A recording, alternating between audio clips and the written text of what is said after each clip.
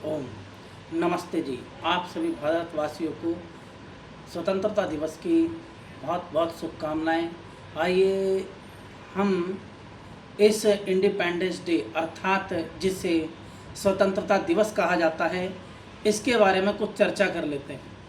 क्या आप वाकई में स्वतंत्र हैं? क्या आप इस स्वतंत्र दिवस को मना रहे हैं? देखता हूँ कैसे मनाते हैं। आप भी देखिए और मैं भी इस बारे में कुछ चर्चा करता हूँ। देखिए, स्व माने होता है अपना और तंत्र माने होता है नियम। अच्छा, नियम क्या है? संसार में जो इस सृष्टि का रचयिता है, उस सृष्टि ने सृष्टि को रचा। रचने के बाद पालन भी वही कर रहा है और कर्मों का फल भी वही दे रहा है और वह सृष्टि के नियम भी बनाता है और सृष्टि का उच्छेद भी करता है और लोगों को मुक्ति भी देता है जो अच्छे कर्म करने वाले हैं। ये 5 प्रकार के कार्य परमपिता परमात्मा करता है, इसके अलावा और कोई कार्य नहीं करता, क्योंकि और कार्य करने के लिए परमात्मा ने ये मानव शरीर दे रखा है। परमात्मा ने ये मानव शरीर दे रखा है, ये और नियम दे रखा है। ये लो नियम, जिस नियम का नाम है वेद, क्योंकि वेद बना है विद ज्ञाने धातु से। वह विद ज्ञाने धातु का अर्थ ज्ञान है और वेद का अर्थ भी ज्ञान ही है और किसी पुस्तक का अर्थ ज्ञान नहीं है। अब जो ईश्वरीय ज्ञान है, कहते हैं स्व माने मेरा और तंत्र माने नियम। और मेरा नियम क्या है? वेद। मेरा क्या? इस सभी संसार के सभी प्राणियों का नियम है वेद। क्या लोग वेद की आज्ञा के अनुकूल चलते हैं? नहीं चलते हैं तो वो स्वतंत्र नहीं है। इस सभी संसार के सभी मनुष्य प्राणियों का जो शिक्षा है वो वैदिक होनी चाहिए। शिक्षा, विद्या, ज्ञान, विज्ञान जितना है ये सब वैदिक होना चाहिए, वेदों के अनुकूल होना चाहिए। देखिए, स्कूलों में जो शिक्षा पढ़ाई जाती है, एक छोटे से बच्चों को जब पढ़ाते हैं शुरू से ही ट्विंकल ट्विंकल लिटिल स्टार। अब एक बच्चे ने प्रश्न किया, मास्टर जी ये स्टार तो यूज हैं, लिटिल है नहीं, क्योंकि साइंस में सूर्य को तारा कहते हैं और ये पृथ्वी से 13 लाख गुना बड़ा है और आप छोटे छोटे पढ़ा रहे, लिटिल लिटिल, झूठ पढ़ा रहे हो। तो यह शिक्षा स्वतंत्र कैसे हुई? आप शिक्षा के माध्यम से भी गुलाम हैं। और आप देखिए, आप व्यापक तरीके से भी गुलाम हैं।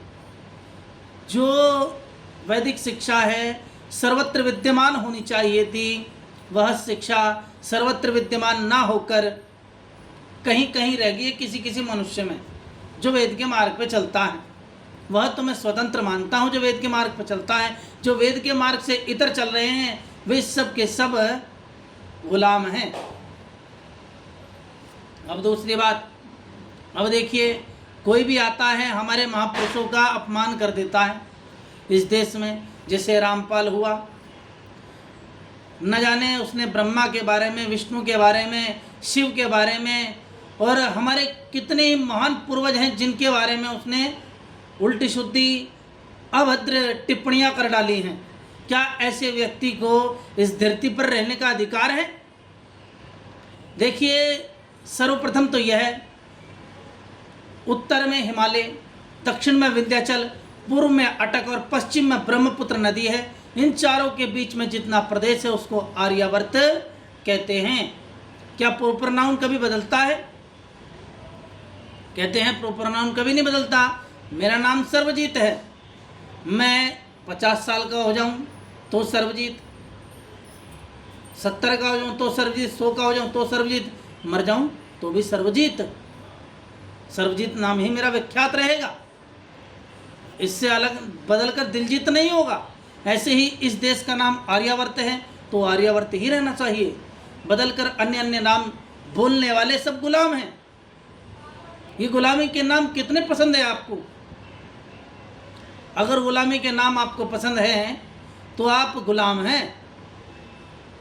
और जो इस देश में रहते हैं वो सब आर्य कहलाते हैं। अच्छा, वो आर्य का अर्थ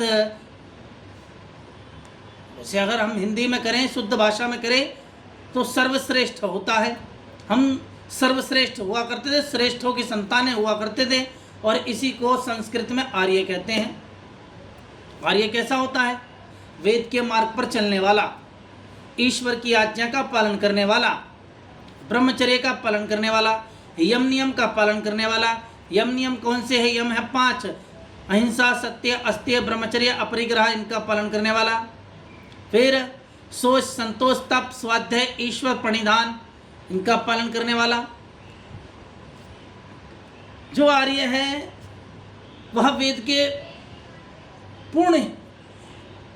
के पूर्ण रास्ते पर चलने वाला होता है, उसी का नाम आर्य है, जो ईश्वर की आज्ञा के अनुकूल चलने वाला है। अब आप देखिए, ईश्वर के विषय में दिखा देता हूँ आपको। ईश्वर के विषय में भी गुलाम हैं आप। ईश्वर के विषय में कैसे गुलाम है मैं बता देता हूँ। वेद में साफ साफ लिखा हुआ है, यजुर्वेद अध्याय 40 मंत्र 17, वो कह रहे ओम खम ब्रह्म। ओम जो परमेश्वर है उसको आकाशवत व्यापक होने से खम, सबसे बड़ा होने से ब्रह्म कहते हैं। ओम का ये गौणिक नाम, क्योंकि उसका जो गुण है वो सर्वव्यापक है, आकाशवत व्यापक गुण है, इसीलिए उसको खम कहते हैं। तो खम नाम की मूर्ति बनाकर मैं खम नाम के भगवान की पूजा करूं? ऐसा नहीं है। ऐसे ही सबसे बड़ा होने से उसका नाम ब्रह्म है। अब क्या मैं ब्रह्म नाम की मूर्ति बनाऊं? जैसे इन पोपों ने बना रखी है, पंडित पुजारियों ने पोपों ने बना रखी है, इन ईसाइयों ने, और ये मस्जिद वालों ने किबले के समान इतनी बड़ी बड़ी मूर्तियां बना रखी हैं, और ये बौद्धों ने, जैनियों ने, और ये तुम्हारे हिंदुओं ने, सब ने परमात्मा नाम की अलग अलग से अपने अपने हिसाब से मूर्ति बना रखी है। क्या परमात्मा अपने हिसाब से बनता है? अरे परमात्मा सर्वव्यापक है, उसका सर्वोत्तम नाम ओम है। अब देखो, वह कण कण में व्यापक है। कण कण में व्यापक का अर्थ विष्णु होता है, क्योंकि वह विशेष प्रकार से सभी पदार्थों में विद्यमान है, तभी वह सभी पदार्थों में विद्यमान होकर सर्वत्र सृष्टि की संरचना को अच्छे प्रकार से चला रहा है। जो किसी चीज को प्राप्त नहीं है वह उसकी देख रेख नहीं रख सकता, और जो देख रेख नहीं रख सकता वह उसका अधिष्ठाता भी नहीं है, नहीं उसको करने वाला सृष्टिकर्ता हो सकता है। जो सर्वत्र पदार्थों को प्राप्त है वही ईश्वर हो सकता है। अब देखो, लोग कहते हैं कि क्या वो सब जगह व्यापक है, नाली में भी, उसमें भी। अरे मैंने कहा, ये जो सूर्य की किरणें आ रही हैं, इस सूर्य की किरणें ये थोड़ी ना देखती है नाली है क्या नहीं है। उसकी किरणें तो हर जगह पड़ती हैं कि, लेकिन दूषित नहीं होती।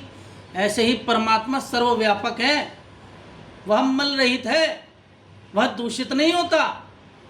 उसमें मल लगेगा कैसे? कोई अंग आकार नहीं है उसका, मल तो उसमें लगेगा ना। जिसके पास त्वचा है, देह है, शरीर है, अंग है, आकार है, मल तो इसमें लगेगा। जब उसका कोई अंग आकार ही नहीं, उसमें कैसा मल लगेगा? वह कैसे दूषित हो जाएगा? दूषित तो ये सारे पदार्थ हैं संसार के जो दृश्यमान है, और वह ईश्वर अदृश्यमान सत्ता है। वेद में कहा है, यजुर्वेद अध्याय 40 ही है, और यजुर्वेद अध्याय 40 में कहा है, ओम कृतो स्मरम, हे कर्मशील मानव, तू ओम का स्मरण कर, तेरे सारे बंधन कट जाएंगे। अच्छा, परमात्मा ने वेद में यह आज्ञा दे दी, तू ओम का स्मरण कर। और ये कहाँ किन के आत्मा में दिया ये प्रकाश? सृष्टि के आदि में प्रथम 4 ऋषि हुए, अग्नि, वायु, अंगिरा, आदित्य। इनकी आत्माओं में एक एक वेद का प्रकाश परमपिता परमात्मा ओम ने किया, और इनसे सीखे ब्रह्मा जी ने। ब्रह्मा से मनु, मनु से विराट, विराट से अदिति, अदिति से दीति, दीति से आदित्य। ऐसे अनेक ऋषि चले आ रहे हैं जिनसे परंपरा चल रही है, और कंठस्थ परंपरा चलती है।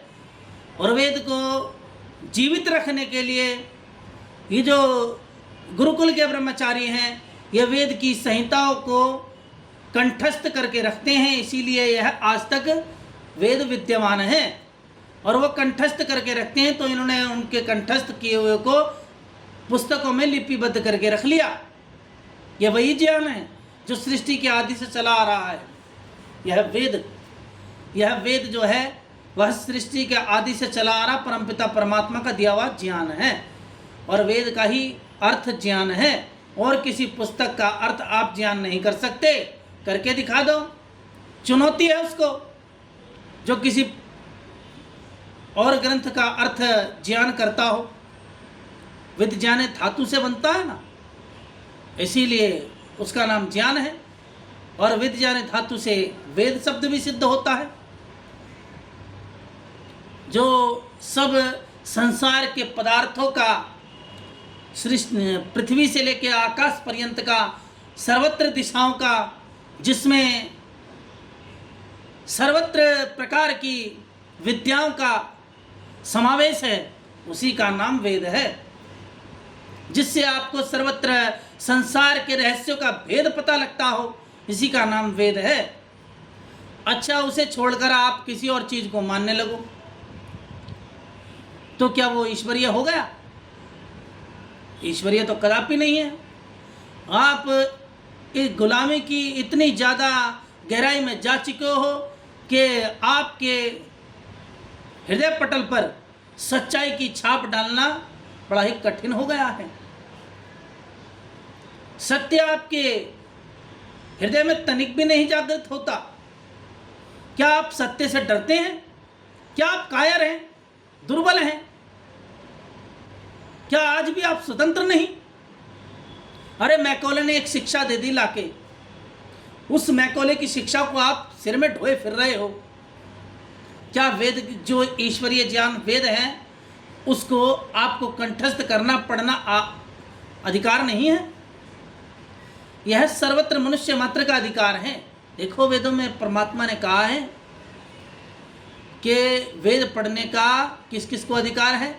ब्राह्मण, क्षत्रिय, वैश्य, शूद्र और अति शूद्र आदि को भी, चारों वर्णों को पढ़ने का अधिकार है वेद का। क्योंकि देखो, जैसे ब्राह्मण के 2 आंखें दी हैं, 2 कान दिए हैं, मुख दिया है, नासिका दी है, सब कुछ दिया है, ऐसे सभी प्राणियों के दिए हैं। इसी से वेद पढ़ने का अधिकार सभी को है। अगर उनको चलो मुख ना दिया होता, कान सुनने के लिए ना दिए होते, तो मैं मानता कि उनको वेद पढ़ने का अधिकार नहीं है। अरे, वेद पढ़ने का अधिकार तो सभी को है, परंतु जो समझने योग्य नहीं है ऐसे को पढ़ने का अधिकार नहीं है। वेद में साफ साफ कहा है, और महर्षि मनु ने भी कहा है, सभी ऋषियों ने कहा है, सप्त ब्राह्मण ने कहा है, दर्शनों ने कहा है कि ऐसे व्यक्ति को ज्ञान नहीं देना चाहिए जो ज्ञान का दुरुपयोग करे। देखिए, मैं ज्ञान क्यों बोलता हूँ? मैं ज्ञान इसलिए बोलता हूँ, ये शुद्ध शब्द है। ज्ञान अशुद्धि शब्द में बोलते हैं लोग। शुद्ध कैसे है? इसमें ज्ञा शब्द है। जो ज्ञा शब्द है वो 3 धातुओं से मिलकर बनता है।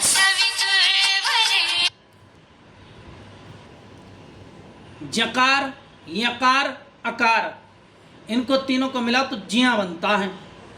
इसी को बोलते हैं ज्ञानी।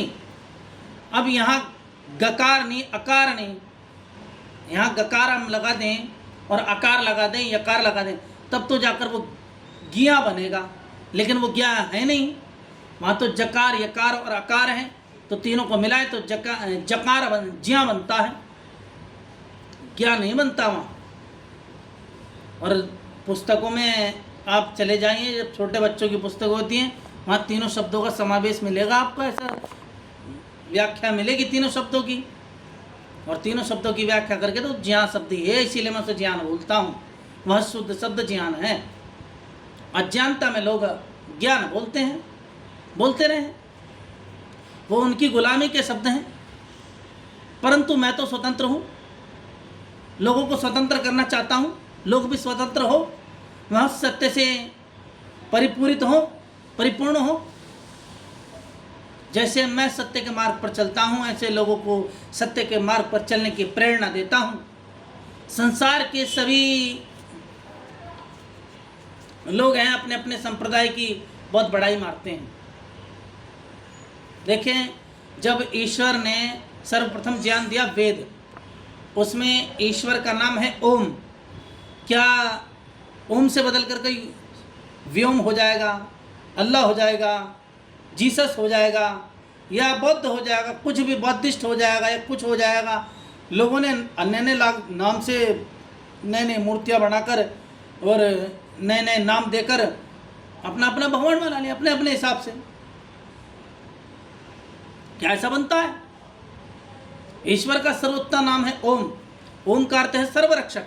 मैं उसकी उपासना करूंगा तो मेरी रक्षा करेगा, सबकी रक्षा करेगा, मेरे अकेले की क्यों करेगा? जो उसका जाप करेगा उसकी रक्षा करेगा। ठीक है। अब ओम का ही अर्थ है अनंत बुद्धिमान।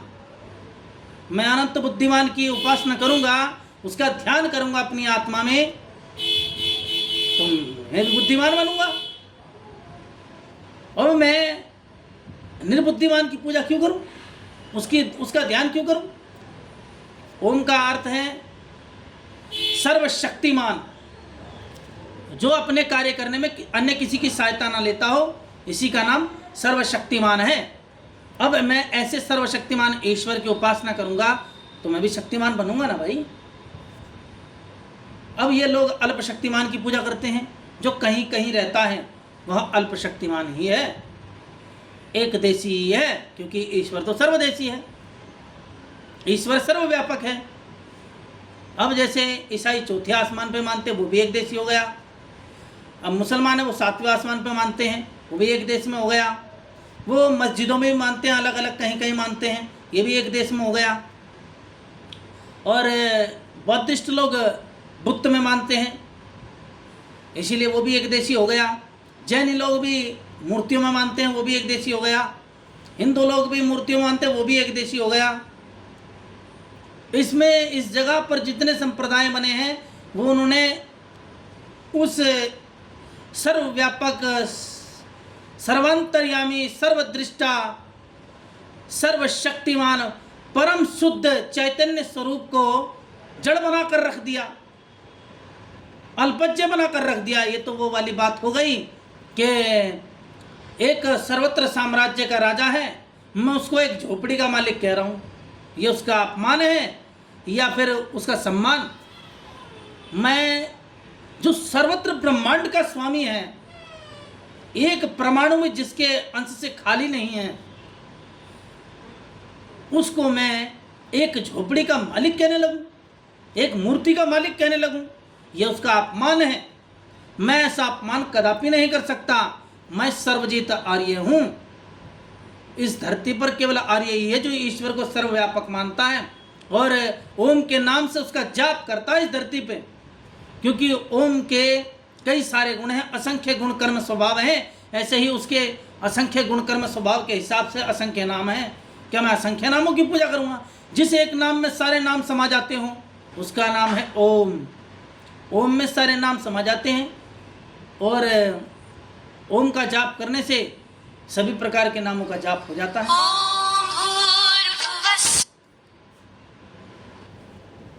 ओम नमस्ते जी। आगे की बातें अगली वीडियो में।